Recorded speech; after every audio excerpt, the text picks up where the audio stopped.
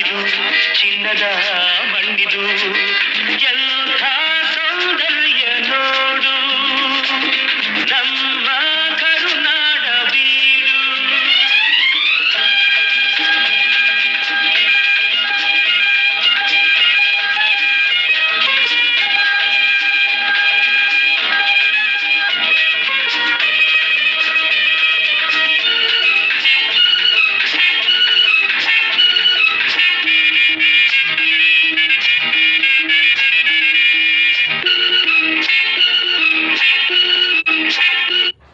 ಕರ್ನಾಟಕ ರಾಜ್ಯದ ಒಂದು ಕನ್ನಡ ರಾಜ್ಯೋತ್ಸವ ನಾವು ಎಲ್ಲ ಕಡೆ ನವೆಂಬರ್ 1ನೇ ತಾರೀಕು ಕನ್ನಡ ಧ್ವಜವನ್ನು ಹಾಕುವ ಮುಖಾಂತರ ನಮ್ಮ ರಾಜ್ಯದ ಏನು ಒಂದು ತಾಯಿ ಭುವನೇಶ್ವರಿನ ನಾವು ಪೂಜೆ ಮಾಡಿ ನಮ್ಮ ಕನ್ನಡ ನಾಡಿನ ಸಂಸ್ಕೃತಿನ ಕನ್ನಡ ಭಾಷೆಯನ್ನ ಉಳಿಸ್ಬೇಕು ಅಂತೇಳಿ ನೆನಪಿಗಾಗಿ ನಾವು ಎಲ್ಲ ಕಡೆ ಈ ಒಂದು ಕಾರ್ಯಕ್ರಮನ ಆಚರಣೆ ಮಾಡ್ತಾ ಇದ್ದೀವಿ. ದಯಮಾಡಿ ಬೆಂಗಳೂರಿನಲ್ಲಿ ವಾಸ ಮಾಡೋಂಥವ್ರು, ಈ ಭಾಗದಲ್ಲಿ ಬೇರೆ ಬೇರೆ ರಾಜ್ಯಗಳಿಂದ ಬಂದಿರೋಂಥವ್ರು ತಾವು ಎಲ್ಲ ಅರ್ಥ ಮಾಡ್ಕೊಬೇಕು. ನಿಮ್ಮ ಮನೆಯಲ್ಲಿ ನಿಮ್ಮ ರಾಜ್ಯದಲ್ಲಿ ಬೇರೆ ಯಾವ್ದಾನ ಭಾಷೆ ನೀವು ಮಾತಾಡ್ರಿ, ಕರ್ನಾಟಕದಲ್ಲಿ ಕನ್ನಡ ಭಾಷೆ ಮಾತಾಡಿ. ನಮ್ಮ ಕನ್ನಡಿಗರು ಅಷ್ಟೇ ಬೇರೆ ಭಾಷೆ ಅನೇಕ ಅನ್ಯ ಭಾಷೆಯವರಿಗೆ ಕನ್ನಡನ ಕಲಿಸಿ, ಕನ್ನಡವನ್ನು ಕಲಿಸ್ಬೇಕು. ಕನ್ನಡ ನಾಡಿನಿಂದ ವಾಸ ಮಾಡ್ತಾ ಇದ್ದೀವಿ, ಕಾವೇರಿ ತಾಯಿ ನೀರು ಕುಡಿತಾ ಇದ್ದೀವಿ. ಎಲ್ಲ ಸೌಲಭ್ಯವನ್ನು ಕರ್ನಾಟಕದ ರಾಜ್ಯದಲ್ಲಿ ನಾವು ಪಡಿತಾ ಇದ್ದೀವಿ. ಆದರೆ ಕನ್ನಡ ಮಾತಾಡೋದಕ್ಕೆ ಯಾಕಿಂದ ಮುಂದೆ ಮಾಡಬೇಕು? ನಾವು ಕನ್ನಡವನ್ನ ಮಾತಾಡಬೇಕು. ನಾವು ಕನ್ನಡ ಯಾವ ರಾಜ್ಯದಲ್ಲಿ ಇರ್ತೀವಿ ಆ ರಾಜ್ಯ ಭಾಷೆಯನ್ನ ನಾವು ಮಾತಾಡಬೇಕು. ಇಲ್ಲ ಅಂತಂದ್ರೆ ಏನಾಗ್ತದೆ, ನಮ್ಮ ಕನ್ನಡ ಸಂಸ್ಕೃತಿ, ನಮ್ಮ ಕನ್ನಡ ಭಾಷೆ ನಾವು ಬೆಳೆಸ್ದಂಗೆ ಆಗೋದಿಲ್ಲ. ಅದರಿಂದ ದಯಮಾಡಿ ಎಲ್ಲರೂ ಯಾರಿಗೆ ಕನ್ನಡ ಬರಲ್ಲ ಅವರಿಗೆ ನಮ್ಮ ಕನ್ನಡಿಗರು ಕನ್ನಡ ಕಲಿಸುವಂತ ಪ್ರಯತ್ನ ಮಾಡಿ.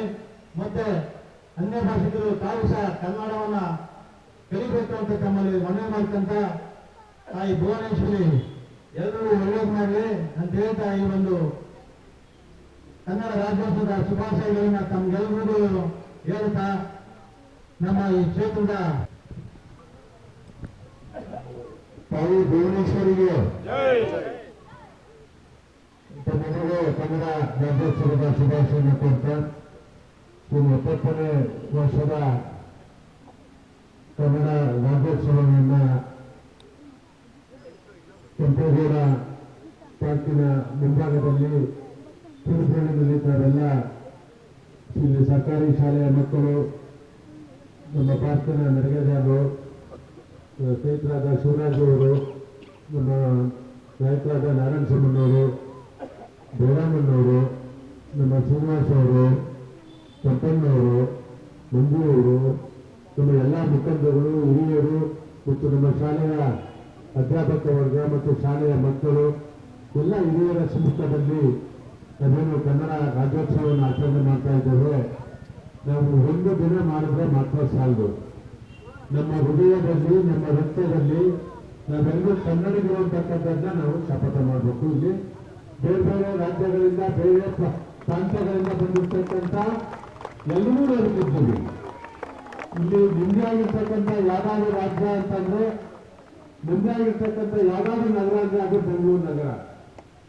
ಯಾವುದೇ ಸಮಸ್ಯೆ ಬರಲಿ, ನಿಮ್ಮಲ್ಲಿ ಯಾವುದೇ ಎಲ್ಲ ಭಾಷಾವಾರು ನಾವು ವಾಸ ಮಾಡ್ತಾ ಇದ್ರು, ನಾವೆಲ್ಲ ಅಂತರ್ಗತ ರೀತಿ ಇದ್ದೀವಿ. ಇದಕ್ಕೆ ಸಾಕ್ಷಿ ಇವತ್ತು ಆಗಿರ್ತಕ್ಕಂಥ ಅಭಿವೃದ್ಧಿ ಕಾರ್ಯಗಳೇ. ಇವತ್ತು ಕೆಂಪೇಗೌಡ ಪಾರ್ಕ್ ಇರ್ಬೋದು, ಗ್ರಾಮದೇವತೆ ದೊಡ್ಡಮ್ಮದೇವ ಆವರಣದಲ್ಲಿರ್ತಕ್ಕಂಥ ಕಟ್ಟಡಗಳಿರ್ಬೋದು, ಇಲ್ಲಿ ಕೆಂಪೇಗೌಡ ಶಾಲೆ ಇರ್ಬೋದು.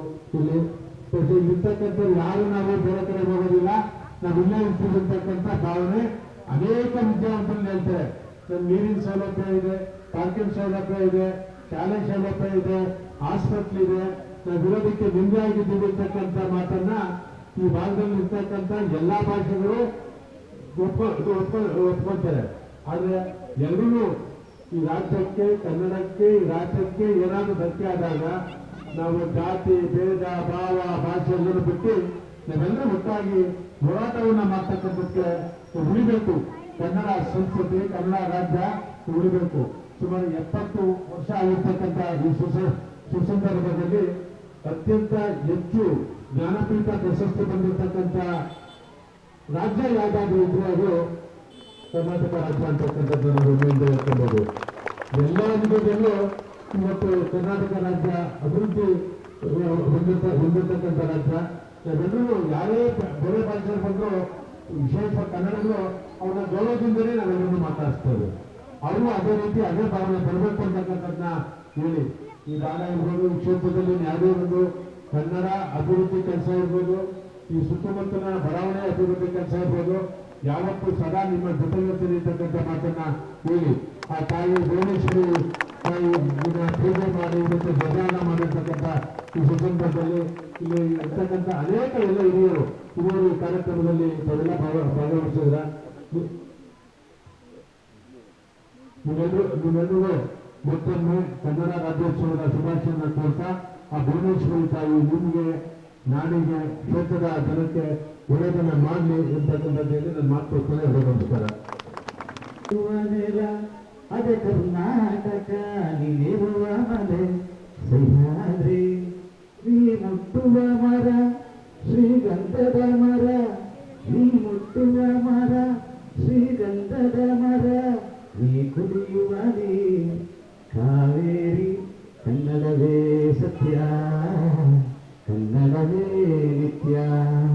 ತಾಯಿ ಭುವನೇಶ್ವರಿ ಪಾದಾರವಿಂದಗಳಿಗೆ ನಮಸ್ಕರಿಸಿ ಈ ಕಾರ್ಯ ತಮ್ಮನ್ನು ಉದ್ದೇಶಿಸಿ ಮಾತಾಡಿದಂಥ ನೆಚ್ಚಿನ ಶಾಸಕರು ಮಾಜಿ ಸಚಿವರಾದ ಗೋಪಾಲಣ್ಣವರೇ, ಈ ಕಾರ್ಯಕ್ರಮದ ಅಧ್ಯಕ್ಷರಾಗಿದ್ದಂಥ ನಾರಾಯಣ ಸ್ವಾಮಿ ಅವರೇ, ಜಯರಾಮಣ್ಣವರೇ, ಕೆಂಪಣ್ಣವರೇ, ಶ್ರೀನಿವಾಸ್ ಅವರೇ ಹಾಗೂ ಮಂಜು ಅವರೇ, ಎಲ್ಲ ಸಂಘದ ಪದಾಧಿಕಾರಿಗಳೇ, ತಾಯಂದಿರೇ, ನಡಿಗೆದಾರರೇ, ಪ್ರೀತಿಯ ವಿದ್ಯಾರ್ಥಿಗಳೇ, ಇವತ್ತು 70ನೇ ವರ್ಷದ ಕನ್ನಡ ರಾಜ್ಯೋತ್ಸವವನ್ನು ಬಹಳ ವಿಜೃಂಭಣೆಯಿಂದ ಪ್ರತಿ ವರ್ಷವೂ ಸಹ ಈ ಭಾಗದಲ್ಲಿ ಆಚರಣೆಯನ್ನು ಮಾಡ್ತಾ ಇದ್ದೇವೆ. ಈ ನಾಡು, ನುಡಿ, ನೆಲ, ಜಲ, ಭಾಷೆ ಏನಾದರೂ ಸಮಸ್ಯೆ ಬಂದಾಗ ನಾವೆಲ್ಲರೂ ಸಹ ಒಟ್ಟಾಗಿರಬೇಕಾಗ್ತದೆ.